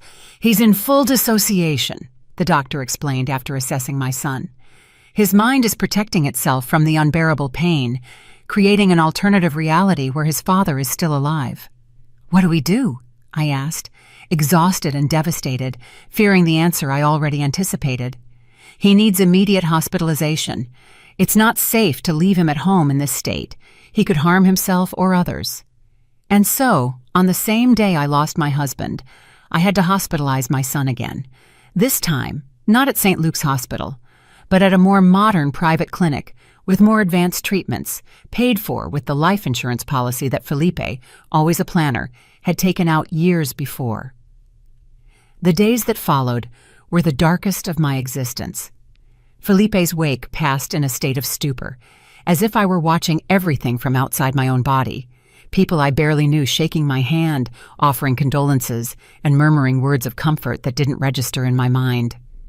The absence of Mike, sedated in a psychiatric clinic, unaware of his father's final farewell, was an additional pain, as if my family had been torn from me in layers, one loss on top of another. The burial took place in Dallas, not Laredo. I couldn't bear the thought of leaving Felipe in the city that had taken him from me. Besides, our life was in Dallas now. As painful as it was to admit, we had no plans to return to the border. Frank, Felipe's partner, was extraordinary during that period. He handled all the paperwork and legal matters related to the business. He made sure I had immediate access to Felipe's share of Frontier accounting and that the insurance policy was activated without complications, so that nothing material would add to the crushing weight of grief I was already carrying. A week after the funeral, when the house was finally empty of well-meaning relatives and worried friends, I sat alone on the porch of our apartment, watching the sunset over Dallas. It was a spectacular sunset, the sky painted in shades of orange and pink that Felipe would have loved to photograph. The beauty of the moment contrasted cruelly with the emptiness inside me. It was there, on that porch, that I finally allowed the full reality of my situation to hit me. I was alone. My husband, my life partner, had been brutally murdered. My only son was hospitalized with a severe psychotic episode, his condition potentially and permanently worsened by the trauma. Our life, so carefully rebuilt in Dallas, had been shattered in a matter of hours. I cried until I had no more tears, until my body ached physically from the effort of sobbing. I cried for Felipe, for the life we built together, for the dreams we would never realize. I cried for Mike, for the uncertain future that awaited him, for the constant battle against the demons in his mind. I cried for myself, for the woman I was and would never be again. When the sun finally disappeared on the horizon, I got up, wiped my face, and made a decision. I would not allow myself to fall apart. Not now, not when my son needed me more than ever. Felipe was gone, but Mike was still here, fighting, and I would fight by his side until my last breath. The following months were an arduous journey of readjustment. Mike remained hospitalized for 6 weeks, receiving intensive treatment with new medications, daily therapies, and innovative approaches to control his delusions, which now included frequent conversations with his deceased father. I visited him every day, spending hours by his side, even when he barely noticed my presence, lost in his inner world. I would read him books he loved as a child, news from the newspaper, and letters from old school friends. I talked about Felipe, about the memories we shared, trying to gradually help him accept the reality of the loss. Meanwhile, I dealt with practical matters I never imagined I would face alone. What should I do with Frontier accounting? I had no training in the field. I couldn't take over Felipe's part of the business operationally. Frank offered to buy my share, guaranteeing a fair price and monthly payments that would give me financial stability for a few years. And the house in Laredo? Keeping it would mean a painful connection to the place where Felipe was murdered. Selling it would mean cutting the last physical ties to the city where we built our family and where we lived so many happy moments. Decisions, decisions, decisions, all weighing exclusively on my shoulders with no Felipe to discuss, ponder, or advise with, without even a son who was lucid enough to offer an opinion. It was during this period that I discovered an inner strength I didn't know I had. I learned to trust my own judgment, to make difficult decisions, and to live with their consequences. I sold the house on the border and accepted Frank's offer for Felipe's share in the firm. I reorganized our finances to ensure that no matter what, Mike would always have the resources for his treatment. In January of 1996, 2 months after Felipe's death, Mike was finally discharged from the clinic. He was more stable. The delusions were controlled by the new medication, and the reality of his father's death was gradually accepted, at least on a conscious level. But it was a different young man who came home, quieter, more withdrawn, with a distant look that rarely brightened. The doctors explained that this was to be expected, a combination of the effects of the stronger medication, the natural process of grief, and the evolution of schizophrenia itself. "He may never be exactly as he was before," Dr. Roberts warned during one of our appointments. "The important thing now is stability, security, and routine." And that's what I tried to provide. I turned our apartment into a sanctuary of calm and predictability.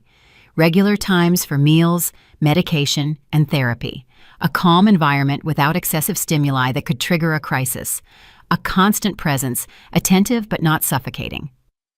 Mike had just turned 18, legally an adult, but emotionally more vulnerable than a child. The dream of college was temporarily put on hold.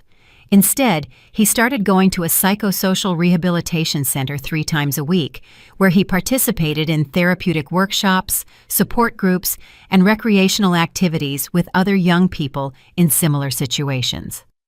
The routine worked for a while. There were even moments of hope, sparks of the old Mike emerging occasionally, a perceptive comment about a book he was reading, an unexpected joke during dinner, a renewed interest in drawing, an activity he had always loved as a child. But the stability was fragile, built on shaky foundations. All it took was a trigger, a photo of Felipe he found unexpectedly, a song on the radio that reminded him of his father, the casual mention of Laredo in some conversation. For the anxiety to rise, for his gaze to become distant again, for his lips to start moving in silent conversations with invisible interlocutors. At first, these relapses were brief and controllable with emergency medication, with breathing techniques he had learned in therapy, and with my reassuring presence by his side. But little by little, they became more frequent, more intense, and more difficult to reverse. In March, there was a particularly terrifying incident. I woke up in the middle of the night to find Mike standing next to my bed with a pocket knife in his hand, his glassy eyes fixed on me. "He said I need to check," he murmured, his voice distant and mechanical, "to check if you're real or an imposter." I managed to calm him down, get him to hand over the knife, lead him back to his room, and administer the emergency medication.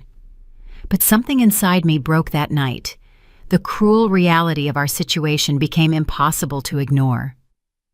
My son, in his moments of crisis, posed a real danger to himself and potentially to me. The next morning, I called Dr. Roberts. The conversation was long and painful, filled with tears on my part and thoughtful silences on his. In the end, the conclusion was inevitable. Mike needed a level of supervision and care that I alone could no longer provide. "There are options," the doctor assured me, his voice gentle but firm. "We're not talking about an old-fashioned asylum, Helen. There are modern, humane therapeutic residences where he would have 24-hour monitoring, structured activities, and interaction with other patients, and you could visit regularly." "Like a nursing home?" I replied bitterly, guilt already gnawing at my heart. "I'm abandoning my son." "Absolutely not," he insisted. "You are doing what is best for him, ensuring he receives the care he needs. It's an act of love, not abandonment." I wanted to believe him. I needed to believe him. But in the weeks that followed, as I visited institutions, spoke with professionals, and filled out forms, the feeling that I was betraying Mike and failing as a mother never left me. How could I explain to an 18-year-old, already so fragile from the loss of his father, that he could no longer live with his mother? How could I make him understand that it wasn't rejection or abandonment, but the only way to ensure his safety and well-being? The conversation I had dreaded finally happened in April, on a sunny afternoon. Mike was having a good day, lucid and present, and he even helped me prepare lunch. I sat with him on the porch, his hands in mine, and explained as lovingly as possible what was about to happen. To my surprise, there was no resistance, no accusations, just a nod of understanding, a resigned sigh, and then a question that broke my heart. "Is it because of that night with the pocket knife? You're scared of me, aren't you?" "I'm not scared of you, son," I replied, tears already blurring my vision. "I'm scared for your safety. When the voices get too loud, you could hurt yourself badly. I wouldn't forgive myself if something happened to you while you were in my care." He nodded slowly, his gaze drifting to the horizon. "The man in the hat says it's better this way, that I need to be away from you, that I'm a danger." Those words hit me like a stab. The disease was stealing not only my son's mind, but also his right to be loved unconditionally, to feel worthy of care, closeness, and normalcy. "The man in the hat is wrong," I said firmly, holding his face in my hands and making him look into my eyes. "You are not a danger. You are my son, my heart outside my body. That will never change, and I'm not sending you away. I'll be with you every day, visiting you and participating in your treatment. We'll just be sleeping in different places." I don't know if he really believed me. How could he? But he accepted with a resignation that suggested that maybe, on some level, he understood the necessity of the change. In May of 1996, 6 months after Felipe's death, Mike moved to New Horizon Therapeutic Residence, a relatively new institution on the outskirts of Dallas. It was a pleasant place, at least from the outside. A large, airy house with well-kept gardens, individual rooms for residents, cozy common areas, and a team of professionals who seemed genuinely committed to the well-being of the patients. On the day of the move, I helped him set up his room, put our photos on the walls, arranged his favorite books on the small bookshelf, and made his bed with the sheets from home so he would have something familiar in the new environment. When it was time to say goodbye, he hugged me with a surprising intensity. "It's all going to be okay, Mom," he whispered, strangely reversing our roles, as if he were the one who needed to comfort me. "I understand why it has to be this way." Driving back to the empty apartment that night, I let the tears run freely. In less than a year, I had lost my husband to violence, and now, in a way, I had also lost my son to the cruel disease that was devouring his mind. The house that was supposed to shelter our family was reduced to a silent space inhabited only by me, surrounded by photos and memories of a life that seemed to belong to someone else, in another time. In the months that followed, I established a new routine. I visited Mike every day, participated in the family meetings offered by the institution, and talked regularly with his doctors and therapists. On good days, I would take him on short outings, a walk in the nearby park, coffee at a bakery, and occasionally even lunch at the apartment on weekends. He seemed to be adapting reasonably well. The adjusted medication, the structured routine, and the consistency of professional follow-up all contributed to a stability we could no longer achieve at home. There were episodes, of course, days when I would find him more confused and distant, talking to his deceased father, or to the persistent man in the hat. But they were managed quickly by the team, without escalating into severe crises like the ones I had witnessed at home. "He's making progress," the doctors assured me. "Slowly, but progressing." And I wanted to believe it. I needed to believe it. To fill the empty days and the deafening silence of the apartment, I went back to work. Not with the cakes that brought me joy in Laredo. I had lost my taste for creating sweet things when life had become so bitter. Instead, I took a job as a receptionist at a medical clinic near home.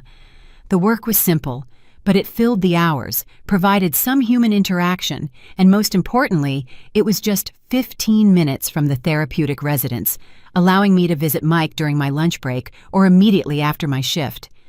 I felt like a plant that had its roots ripped out and was now desperately trying to sprout new growth in arid soil.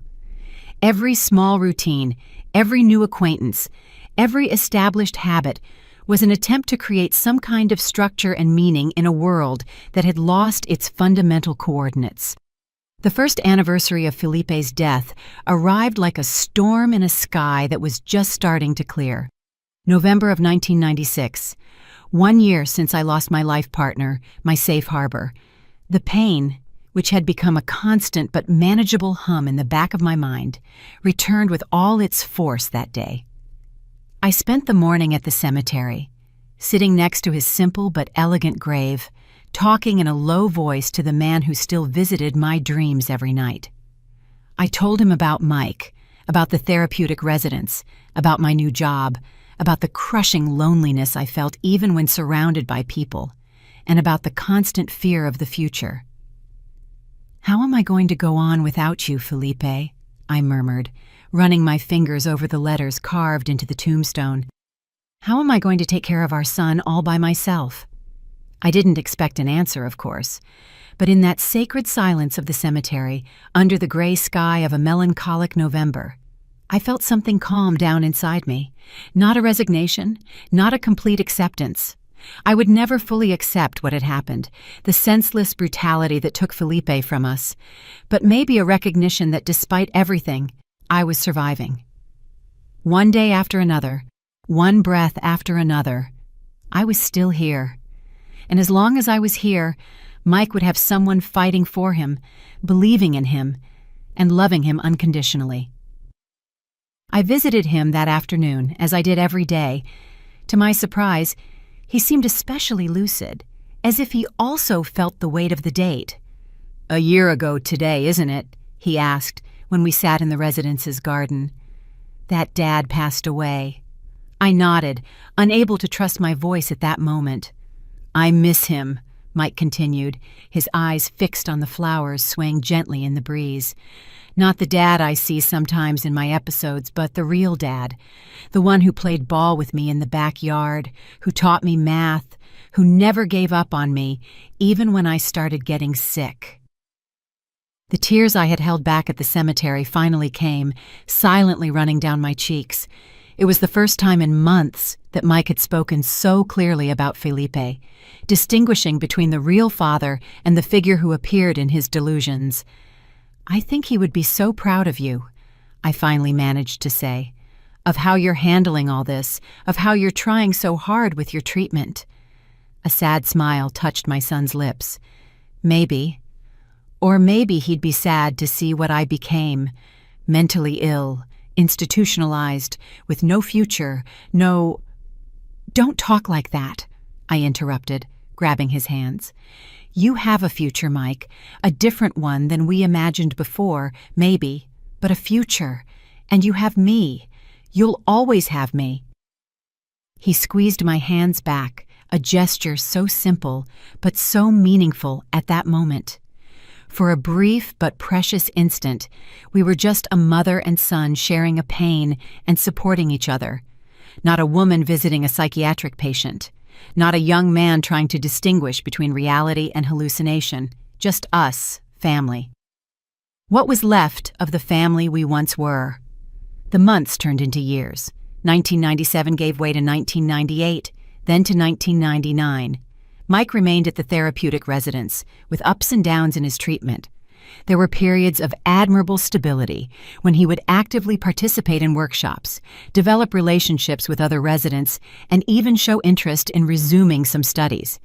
And there were crises, some so severe that they required temporary hospitalization in more intensive clinics. I continued my routine, my job at the medical clinic, which eventually turned into a more stable administrative position, my daily visits to Mike, and the upkeep of the small apartment that I never truly came to feel was home, an existence that was constant but empty, defined more by absences than by presences. The turn of the millennium brought innovations in the treatment of schizophrenia, more effective medications with fewer side effects, innovative therapeutic approaches, and a greater understanding of the disease, its mechanisms, and how to manage it in a more humane and efficient way. Mike, now 22, benefited from these innovations. Gradually, with the new medication, his crises became less frequent and less intense. The man in the hat, who had haunted him for years, began to appear less often until he became an almost ghostly presence, a distant echo rather than a dominant voice. In 2001, something unexpected happened. The therapeutic residents started a partial reintegration program. More stable patients could spend a few days a week outside the institution in controlled family environments as part of the process of readapting to community life. Mike was one of the first to be selected. "He's ready," his psychiatrist, Dr. Williams, who had been following his case for years, stated. "He still needs supervision. He'll still have bad days. He still needs a structured environment, but he can benefit from more time at home, more autonomy, and a more consistent connection with the outside world." I can't describe the mix of emotions I felt. Joy, hope, but also a paralyzing fear. What if he had a severe crisis while he was in my care? What if the triggers at home were too strong? What if I couldn't protect him, just like I couldn't protect him that terrible night with the pocket knife years ago? But above all was the deep desire to have my son back, even if it was only partially, even if it was under controlled conditions, to make him breakfast, to watch TV together at night, to create new memories that weren't limited by the institutional walls of the residence. And so, in September of 2001, Mike began spending weekends at home. From Friday night to Sunday afternoon, a nurse from the residence would bring him on Friday and pick him up on Sunday, ensuring that the transition was smooth, that his medication was taken correctly, and that any signs of decompensation were identified early. They were precious weekends despite the challenges. Mike still had moments of disconnection, still occasionally talked to invisible interlocutors, and still needed rigid routines and calm environments. But there were also moments of surprising normalcy, like when we would cook together, when we would discuss a book we had both read, or when we would simply sit on the porch watching the city and sharing a comfortable silence. "Thank you for not giving up on me, Mom," he said one of those nights, his voice almost a whisper. "I know it hasn't been easy." "I would never give up on you," I replied, my throat tight with contained emotion. "Never." The arrangement worked well enough that in 2003, it was expanded. Mike now spent 4 days a week at home, returning to the residence only from Monday to Wednesday for intensive therapy and medication adjustments when necessary. It was almost like having him back, almost like rebuilding a version of the family life I thought I had lost forever. It wasn't perfect, of course. There were relapses, days when he would lock himself in his room, refusing to eat or talk, and days when his gaze would become distant again, his voice mechanical. There were significant limitations on what we could do, what places we could go, and what people we could interact with. Schizophrenia was still there, a constant presence in our lives, dictating rules and imposing barriers. But we were together. We were fighting day after day, year after year, and somehow we found little joys and little victories in the midst of the constant battle. In 2005, 10 years after Mike's initial diagnosis and 7 years after Felipe's murder, I allowed myself something I hadn't dared to feel in all that time: hope. Not a naive hope of a miraculous cure or a return to pre-illness normalcy, but a mature, realistic hope for a dignified life with purpose and moments of genuine happiness, despite the limitations imposed by his condition. Mike, now 27, had found an interest that turned into almost a vocation: art. He discovered in painting a form of expression that seemed to bypass the barriers of his fragmented mind. His abstract paintings, intensely colored, often disturbing, but always magnetic, began to attract attention, not just from the residence's therapists, but also from visitors and other professionals. A small exhibition was organized at the city's cultural center. It was called Extraordinary Minds, featuring works by psychiatric patients from various institutions in Dallas. Mike's paintings took up an entire wall, standing out for their surprisingly refined technique, their distinctive color palette, and the almost palpable energy they emanated. I was there on opening night, watching from a distance as my son, dressed in a button-down shirt I had bought especially for the occasion, talked with visitors, explained his creative process, and received compliments with a mix of shyness and pride. At times, it was impossible to distinguish him from any other young, up-and-coming artist. There were no external signs of the disease that was consuming him on the inside. There was nothing to suggest the daily battles he fought just to stay connected to reality. That night, on the way home in a taxi, Mike would return to the residence with the therapeutic companions who supervised the event. I allowed myself to cry. Not tears of sadness or despair like so many I had shed over the years, but tears of a pride so intense that it physically ached in my chest. My son, against all odds, had found a voice, a way to communicate with the world, to transform the chaos in his mind into something tangible, something beautiful, something that touched other people. The disease had not completely defeated him. There were spaces where he could still flourish and still truly be himself. And I, who for so many years saw myself only as a caregiver, a support, a safety net, now allowed myself a new role, that of a proud mother celebrating her son's achievements, no matter how different they were from what I had once dreamed for him. Life would continue to be difficult, of course. There would be more crises, more hospitalizations, and more moments of despair. Schizophrenia is not a condition that simply disappears, even with the best treatment available. And Felipe's absence, that pain that became a part of me, like a scar that never completely fades, would still be felt on every birthday, every Christmas, every significant moment he wasn't there to share. But maybe, just maybe, there was room for more than just survival. Maybe there was a possibility for small joys, for purpose, for meaning, even in the midst of the ruins of what was once our life. And it was with that thought, not exactly hopeful, but at least not completely somber, that I kept going day after day, year after year by my son's side, facing the challenges that a cruel destiny had imposed on us together, finding beauty where we could, creating meaning from the chaos, and refusing to let tragedy have the last word in our story. It was in October of 2008 that my life took another unexpected turn. Mike, now 30 years old, had achieved a stability that allowed us a routine that was almost normal. He spent 5 days a week at home, returning to the therapeutic residence only for consultations and therapeutic activities. His medication was well adjusted. His crises had become rare, and he even sold a few paintings occasionally through a gallery that specialized in art by psychiatric patients. I was 55 years old and still working at the same medical clinic, now as an administrative manager. It was a simple life, without great excitement, but it was stable. Finally, after so many years of storms, it seemed that we had found a safe harbor. That Monday morning, I was getting ready to leave for work when I slipped on the bathroom mat. It was a silly fall, one of those that in normal circumstances would just result in a bruise and a story to tell.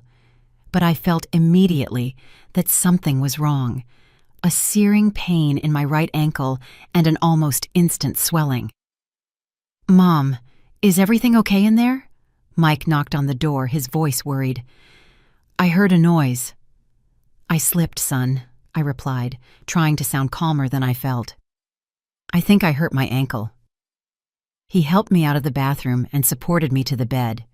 He examined my foot with surprising concentration, his delicate fingers palpating the swelling that was already forming. "We need to go to the hospital," he decided, surprising me with his clarity and initiative. "It might be broken." And it was. "A fracture of the lateral malleolus," the doctor explained, after examining the X-ray. "It wouldn't require surgery, but it would require 6 weeks of immobilization in a cast, followed by physical therapy and absolute rest for the first few days." "Do you live alone, ma'am?"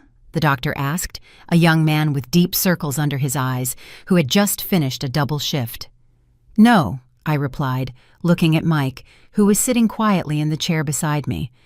"I live with my son." The doctor cast a quick glance at Mike, noticing perhaps something in his behavior, the rhythmic bouncing of his leg, the gaze that occasionally drifted to an empty spot in the room, the lips that moved in silent conversations. Doctors always notice those things. "And is there anyone else who can help you in these first few days?" he insisted, his tone implying his doubt about Mike's ability to take care of me. "I have friends," I lied. I didn't really have any. Years of caring for a schizophrenic son had shrunk my social circle to almost nothing. "And I can hire someone if I need to." The doctor nodded, not entirely convinced. "I strongly recommend that you have help in the first few days. At the very least, you won't be able to put any weight on your foot. You'll need help with basic tasks like bathing and preparing meals." We left the hospital with my foot in a cast, a prescription for painkillers, and a brochure with instructions on how to care for the cast. Mike held my arm firmly as I balanced on the ill-fitting crutches, guiding me to the taxi that would take us home. "I'm going to take care of you, Mom," he said as the car drove through the streets of Dallas. It wasn't the promise of an adult son to his elderly mother, but almost like a child determined to show that he was capable of a responsibility too big for his shoulders. "Thank you, son," I replied, my throat tight with a mixture of gratitude and worry. How much could he really do? For how long would his condition allow him to take on the role of caregiver when for so many years he had been the one who needed care? The first few days went by surprisingly well. Mike was attentive, dedicated, and almost meticulous in following the doctor's instructions. He helped me to the bathroom, prepared simple meals, and religiously checked the times for my medications. I called work, explained the situation, and was granted a 3-week medical leave. Dr. Williams, Mike's psychiatrist, made a house call when she found out about the accident, an extraordinary gesture that showed the special bond she had developed with us over the years. "How are you two managing?" she asked after examining my ankle and approving the care we were taking. "Surprisingly well," I confessed. "Mike has been wonderful. I barely recognized my son in these last few days." She smiled, but her eyes revealed a professional concern that did not escape my notice. "That's good, but we need to be vigilant," she said in a low voice, while Mike was in the kitchen preparing tea for us. "This sudden change in roles, from patient to caregiver, can be stressful for him, even if he doesn't show it now. And stress is one of the main triggers for relapses in cases of schizophrenia." "What do you suggest?" I asked, feeling the familiar tightening in my chest that accompanied any conversation about potential crises. "I'm going to increase our sessions to twice a week, right here at home to make it easier. And I strongly suggest you consider outside help, a nurse for a few hours a day maybe, not only to help you, but to relieve the pressure on Mike." I promised to think about it, even though I knew our finances were tight. The medical insurance would cover part of the physical therapy, but a private nurse would be a luxury we could hardly afford. The second week with the cast brought the first changes in Mike's behavior, subtle at first, a forgetfulness here, an irritability there. Nothing alarming, just signs of fatigue, I thought. Anyone would be exhausted taking care of someone 24 hours a day. It was on Thursday of that week that I noticed something more worrying. I woke up in the middle of the night, feeling thirsty, and called for Mike to help me get some water. There was no answer. I shuffled to the bedroom door, leaning on my crutches, and saw him sitting in the dark living room, having an animated conversation with someone who wasn't there. "But you don't understand," he was saying, gesturing to the empty sofa. "She depends on me now. I can't just—" He stopped abruptly when he noticed my presence. He turned around with a sharp movement, his eyes wide and reflecting the little light coming from the street. "Mom," he said, his voice strangely normal, as if he hadn't just been caught talking to the air. "Do you need something?" "Just a little water," I replied, pretending not to have seen or heard anything. Years of living with the disease had taught me when to confront and when to pretend. "I'm sorry to wake you." He got up, solicitous, and went to the kitchen to get the water. I watched his movements, looking for other signs of decompensation. His hands were trembling, his steps were irregular, and his posture was too tense. He seemed normal, but I knew that appearances could be deceiving when it came to schizophrenia. The calm exterior often hides an internal storm. In the following days, the episodes became more frequent and more difficult to ignore. Mike would spend long periods talking to himself in the bathroom with the faucet running to disguise the sound. He would forget simple tasks like giving me my medication or preparing meals. One night, I found him in the kitchen at 3 a.m, all the cabinets open and dishes scattered on the floor. "I'm looking for the cameras," he explained when I asked what he was doing. "They're watching us, Mom. They want to know if I'm taking good care of you." I called Dr. Williams the next morning. She adjusted Mike's medication, increased the frequency of her sessions even more, and reiterated the need for outside help. "It's no longer a suggestion, Helen," she said with her characteristic gentle firmness. "It's a medical necessity. Mike is decompensating under the pressure. We need to relieve that before he goes into a full-blown crisis." I finally gave in. I used a part of the savings I had set aside for emergencies. Ironically, a fund I had always thought would be used for one of Mike's crises, not to pay someone to take care of me, and hired a certified nursing assistant to come for 4 hours a day. Sylvia was a robust, middle-aged woman with calloused hands and an easy smile. She had experience with psychiatric patients, which made her doubly valuable in our situation. Not only did she take care of me, bathing, dressing changes, small exercises to prevent muscle atrophy, but she also knew how to deal with Mike on his bad days.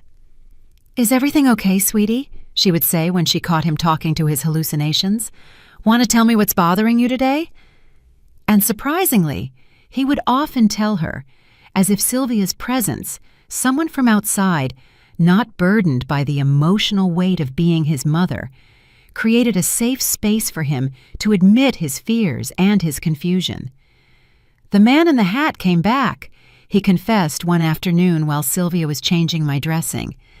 "He says I'm not taking good care of my mom, that she's going to die because of me, like my dad died." My heart ached when I heard that. After all these years, Mike still carried the guilt for Felipe's death. He still believed, on some level, that he could have prevented the tragedy. Sylvia didn't miss a beat. "And do you believe him?" she asked casually, as if she were discussing the weather. "Sometimes," he admitted finally, "when I'm really tired." "Well, I think the man in the hat doesn't know what he's talking about," Sylvia replied, finishing the bandage with a gentle pat on my leg. "I've never seen a son take such good care of his mother as you do, and I've worked in a lot of homes." I saw something change in Mike's face, a relaxation, a decrease in the tension that had been building up in the last few days. Just a few simple, non-judgmental words from someone he didn't need to protect emotionally. It was in that moment that I realized our mother-son dynamic, as loving as it was also part of the problem. Mike felt responsible not only for my physical care, but for my emotional well-being. He was trying to hide his struggles, his voices, and his fears so he wouldn't worry me, which only increased his internal pressure. Sylvia's presence created an escape valve, a third point in our closed system that allowed for the release of accumulated tension. In the following weeks, with her help for 4 hours a day and frequent visits from Dr. Williams, we managed to establish a fragile but functional balance. My ankle gradually improved. After 6 weeks, the cast was removed, revealing pale, dry skin and a limb that was noticeably thinner from inactivity. I started physical therapy 3 times a week, using a special transport for people with reduced mobility that the city's social services provided. With every small step of progress, the first step without crutches, the first time I could bathe myself, the day I went back to work, initially part-time, Mike also seemed to get a little better, as if my physical recovery was somehow linked to his mental stability. We continued with Sylvia's help, even after my physical recovery was well underway, 2 hours a day, 3 times a week, just enough to give Mike some time to himself, a break from the constant responsibility he felt for me. It was during one of those afternoons, almost 4 months after my fall, that something extraordinary happened. I came home early from physical therapy. The therapist had an emergency and ended the session halfway through. I opened the door silently, not wanting to interrupt in case Mike was in the middle of one of his painting sessions, which required absolute concentration. The living room was empty, but I heard voices coming from the kitchen. I approached slowly, leaning lightly on the cane that had now replaced my crutches, and heard, "And then," she said, "my painting was visceral and cathartic." Mike was talking, his voice animated in a way I rarely heard. I'm not sure I understood exactly what it means, but by the way she said it, it was a compliment. Of course it was a compliment, Sylvia's voice replied, followed by the sound of dishes being handled. That blue painting you showed me gives you goosebumps. You can really feel the emotion jumping off the canvas. I stopped in the doorway, watching the scene unnoticed. Mike and Sylvia were side by side at the kitchen counter, preparing some kind of dough. Flour partially covered his face, and Sylvia had a dish towel thrown over her shoulder. They seemed so normal, like two friends cooking together, laughing and talking about art and life. "Do you think I could have an exhibition all my own one day?" Mike asked, his voice suddenly shy and vulnerable. "Not just those art shows for patients, but a real one in a normal gallery?" "And why couldn't you?" Sylvia replied, giving him a light nudge. "You have talent to spare, and look, my nephew works at a small gallery in the Heights neighborhood. I can talk to him, see if he'll come take a look at your paintings." Mike's face lit up with a hope so pure, so genuine, that I felt tears in my eyes. I silently backed away, deciding to circle back around and come in making more noise, announcing my arrival. That moment was too precious to be interrupted, that simple human connection that my son so rarely managed to establish with people outside his medical and therapeutic circle. In the months that followed, Sylvia became more than a caregiver. She became a friend, almost a part of the family. Her nephew Leonardo did come to see Mike's paintings and was impressed enough to organize a small exhibition at the gallery where he worked. Contemporary art from the Southwest was what he called the works, without any mention of Mike's condition. Just art, judged on its own merit. The opening was in July of 2009, on a cool summer night in Dallas, a small, intimate event with cheap wine and simple appetizers. But for us, it was like the most spectacular gala night in the world. Mike, nervous but determined, wore the blue shirt that had been Felipe's, carefully kept all these years. I wore a new dress, the first one I had bought in years, and I even treated myself to a trip to the hair salon. As I walked into the gallery and saw Mike's paintings hanging on the white walls, lit by spotlights, labeled with his full name and titles he had chosen himself, something permanently changed in our dynamic. We were no longer just the overprotective mother and the sick son. We were Helen and Michael Lopez, a proud woman and a rising artist. 3 paintings were sold that night, one of them to an art professor from the University of Texas at Dallas, who had no idea that the artist whose work he admired lived with schizophrenia.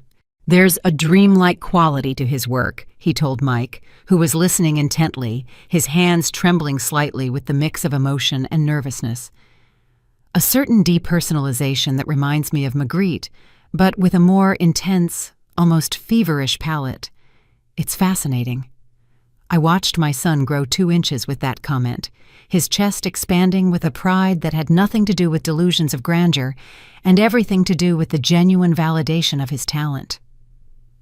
On the way home in the taxi, Mike would return to the residence with the therapeutic companions who supervised the event. He was silent for several minutes, looking out the window at the city lights reflecting on his thoughtful face. "You know, Mom," he said finally, his voice low but firm, "I think Dad would have enjoyed tonight." I swallowed the lump in my throat before answering. "I'm sure he would have, son. Absolutely sure." It was a turning point in our lives. The fall that initially seemed like a minor catastrophe, adding to all the major tragedies we had already faced, ended up being a blessing in disguise, a detour on the road that led us to landscapes we never would have discovered otherwise. My son found not only a form of expression through art, but also a purpose and an identity beyond his illness. I found the courage to loosen the reins a little, to trust that the world could sometimes be gentle with him, and that people like Sylvia and Leonardo existed, and could see beyond medical labels. Schizophrenia didn't disappear, of course. There were still bad days, occasional crises, and medication adjustments. The man in the hat still appeared in moments of great stress, but now we shared the burden. Not just between the 2 of us, but with a small network of support that grew organically. Sylvia, Leonardo, other artists from the gallery, and a group for expressive therapy that Mike started attending.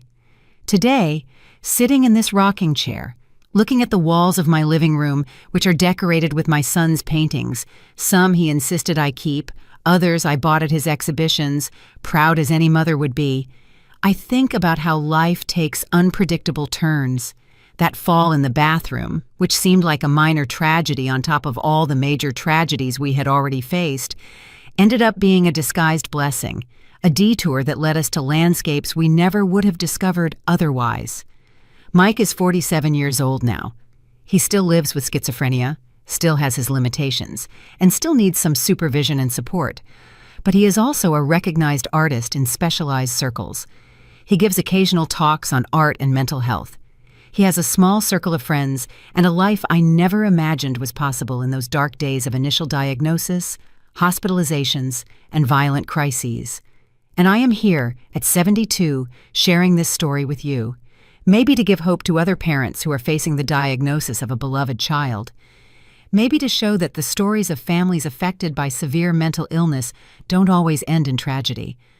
Or maybe just because after so many years of keeping this story inside me, I feel it's time to let it out, to transform it into something that can somehow help others. If you've made it this far, my dear, I want to thank you from the bottom of my heart. I know it wasn't an easy story to hear, but I hope you found something useful in it, something that resonates with your own journey, whatever it may be. Before I say goodbye, I'd like to ask for a small favor. If this story touched your heart in any way, please give it a like. Subscribe to the Voices of May channel so you don't miss our next life stories. And tell me in the comments what part of the country you're watching me from. This old lady sends you a tight hug, full of love. And remember, no matter how dark the night, the sun always rises again.